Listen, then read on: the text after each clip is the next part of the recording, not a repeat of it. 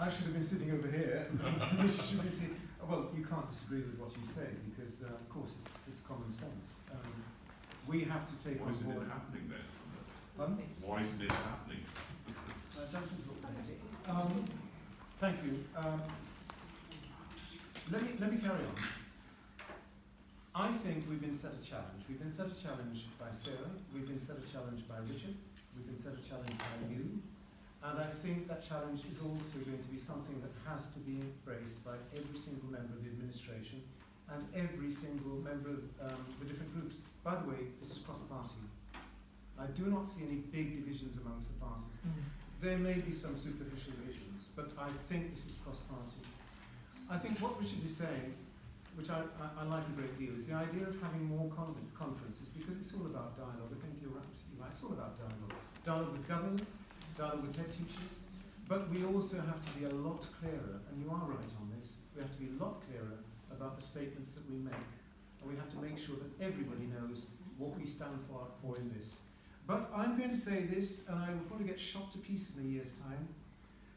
We have to do something more proactive about making sure that the inclusive curriculum that we'd like to see for every single child and every single school in Birmingham is in place with our help and with all of the schools' help by 2020 September.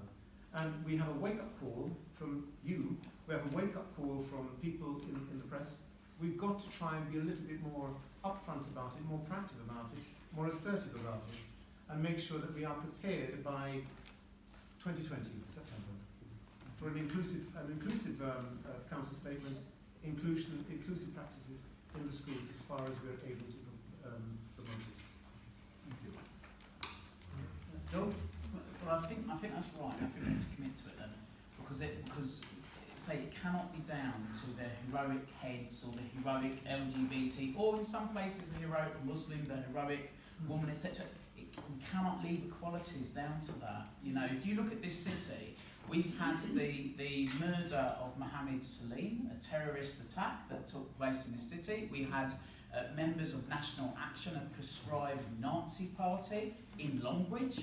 Okay, so we have got problems. We have got problems, and I think we have to look at this as saying, how can we begin to have a big discussion? If we only talk about LGBT, that isn't going to cut it, actually. We have to talk about LGBT, but we have to talk about all of the other things. So we do need that equality audit that I think Richard's saying is absolutely right. And we have to also allow schools to be honest about it, because the thing is that for schools, one thing you can do is that if you say something hasn't happened, it hasn't happened. So if you don't record the homophobic incident, the sexist incident, etc., as long as the police don't know about it, it hasn't happened. Actually, that's not good enough, because it does mean that there are places in the city where people feel unsafe to go about because of various different things. And say, I think if you're gay, you probably feel unsafe to walk around Allen Rock or Balsall Heath a bit at the minute. If you're a Muslim wearing a hijab, you feel unsafe to walk around Longbridge. You know, so there are issues, and we have to look at how it is. So I think we need a big conversation and not be defensive over it. We should absolutely say we're proud of our wonderful, multicultural, multi-heritage city, multi-everything city, and we want this out there. So we should be proud about saying we have the big conversation, because we have to win a side. We just can't have it that the discussions are only about legalities with some people. What we need, and it also can't be about people who think they can go in and beat up someone in the street either. That ain't going to work. Do not put that bit out on the web, to be honest, right? It ain't going to work. What we need to do is win sides of people who are saying, do you know what, I might disagree on some things, but I know why it's important that everyone has this. And so we've got to work out it. I think we can do it. I think we can, but we have to start that big conversation and get on with it, really. So if I was the council, I'd call some dates in the summer for some meetings, come together, and also say to things like to the heads I do it. For last thing I say for the NEU, we would like to have lots of parents' meetings around the city over this. We won't do it if we think there'll be opposition from some heads over some of this, because we don't want to step on toes and all the rest of it, but we would like to be part of putting these things on to argue why equality matters, you know, because I think we have to do that, and to have it in the round. You know, you can't say that LGBT bad, LGBT bad, Islamophobia good, or the other way around. You can't do it. We have to argue for in the round why equality matters. And actually, the Seeds group that is in this room have done loads of stuff to do this. So I think we should we should embrace a conversation rather than fear it. And I think that's the way we should approach this.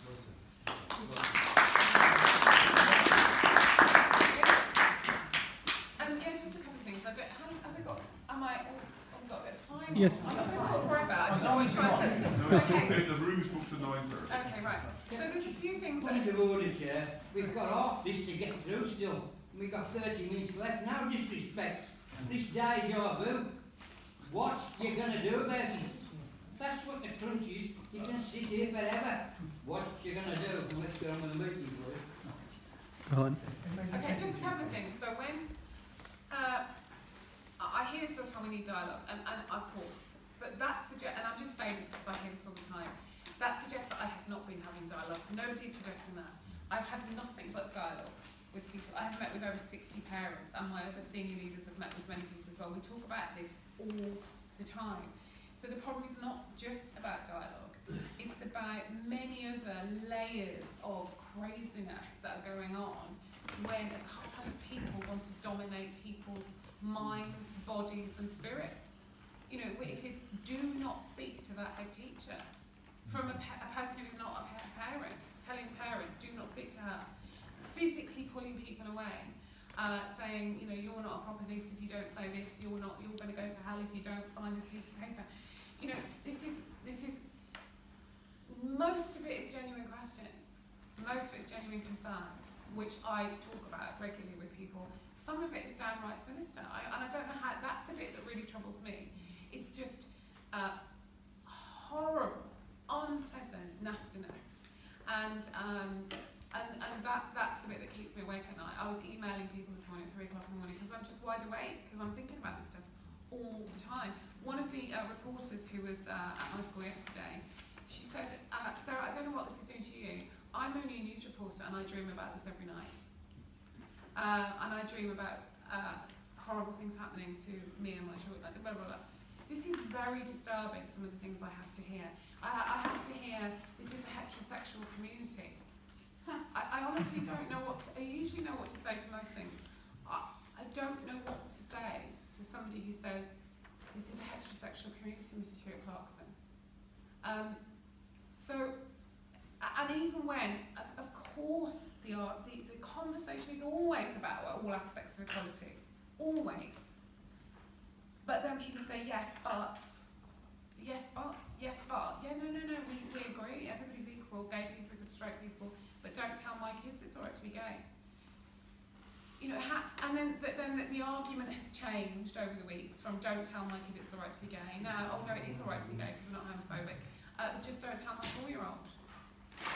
4 years old is too young. So you're constantly having to kind of and then if you don't converse with that particular line of inquiry, then oh well you won't talk to us. If you do converse with it, oh well you're just gay friendly, you're just gay ethos, or you're a dyke. You know, and this, I have to make moral decisions all the time about do I converse?